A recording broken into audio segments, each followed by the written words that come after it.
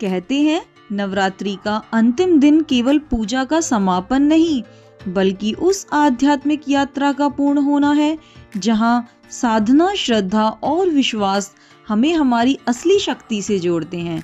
और इस अंतिम दिन हम जिस देवी की उपासना करते हैं वे हैं माँ सिद्धिदात्री।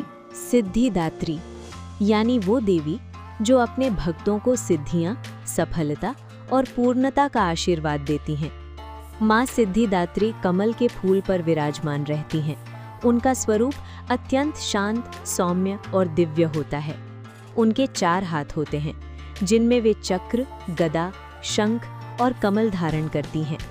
लेकिन क्या आप जानते हैं, माँ सिद्धिदात्री की कथा केवल पूजा तक सीमित नहीं है, बल्कि ये उस शक्ति की कहानी है जिससे पूरी सृष्टि संतुलित रहती है। पौराणिक मान्यता के अनुसार जब इस सृष्टि की शुरुआत हुई तब हर ओर केवल शून्य और ऊर्जा थी। तभी उस दिव्य ऊर्जा से प्रकट हुई माँ सिद्धिदात्री। उन्होंने देवताओं और ऋषियों को 8 सिद्धियां प्रदान की: अणिमा, महिमा, गरिमा, लघिमा, प्राप्ति, प्राकाम्य, ईशित्व और वशित्व। ये वही शक्तियां हैं जो असंभव को संभव बनाने की क्षमता रखती हैं। कहा जाता है कि स्वयं भगवान शिव ने भी माँ सिद्धिदात्री की कठोर तपस्या की थी। उनकी भक्ति से प्रसन्न होकर माँ ने उन्हें सभी सिद्धियां प्रदान की और उसी क्षण शिव का आधा शरीर देवी शक्ति में समाहित हो गया, जिसे हम आज अर्धनारीश्वर के रूप में जानते हैं। ये रूप हमें एक गहरी सीख देता है कि शिव और शक्ति अलग नहीं है, बल्कि एक ही ऊर्जा के 2 स्वरूप हैं। अगर माँ सिद्धिदात्री के स्वरूप को ध्यान से समझे तो उसमें जीवन की गहरी सच्चाई छिपी है। कमल का फूल हमें सिखाता है कि कठिन परिस्थितियों में भी पवित्र और शांत रहना संभव है। शंख की ध्वनि हमें सकारात्मक ऊर्जा से भर देती है। चक्र हमें कर्म और समय का महत्व बताता है और गदा हमें ये याद दिलाती है कि शक्ति हमेशा हमारे भीतर ही होती है। नवरात्रि के इस अंतिम दिन माँ सिद्धिदात्री की पूजा विशेष रूप से की जाती है। इस दिन भक्त कमल या लाल फूल अर्पित करते हैं।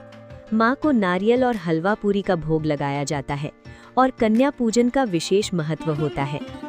मंत्र: ओम देवी सिद्धिदात्रिये नमः। श्रद्धा और विश्वास के साथ इस मंत्र का जाप करने से मन शांत होता है और जीवन में सफलता के मार्ग खुलते हैं। आध्यात्मिक दृष्टि से भी ये दिन बहुत विशेष माना जाता है, क्योंकि ये सहस्रार चक्र से जुड़ा होता है, जो हमारे शरीर का सबसे ऊंचा ऊर्जा केंद्र है। जब ये चक्र जागृत होता है तो व्यक्ति को आत्मज्ञान, शांति और एक अलग ही दिव्यता का अनुभव होता है।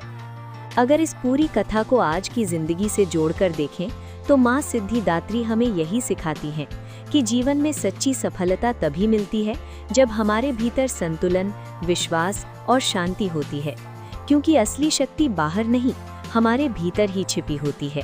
तो इस नवरात्रि सिर्फ पूजा ही नहीं, अपने अंदर की उस शक्ति को पहचानिए जो हर परिस्थिति में आपको आगे बढ़ने की ताकत देती है। अगर आपको माँ की ये दिव्य कथा पसंद आई हो और आप ऐसी ही आध्यात्मिक और प्रेरणादायक कहानियाँ सुनना चाहते हैं तो अभी धर्मावा को सब्सक्राइब करें, क्योंकि यहाँ आपको सिर्फ कहानियाँ ही नहीं बल्कि जीवन बदलने वाली सीख मिलेगी। जय माता दी।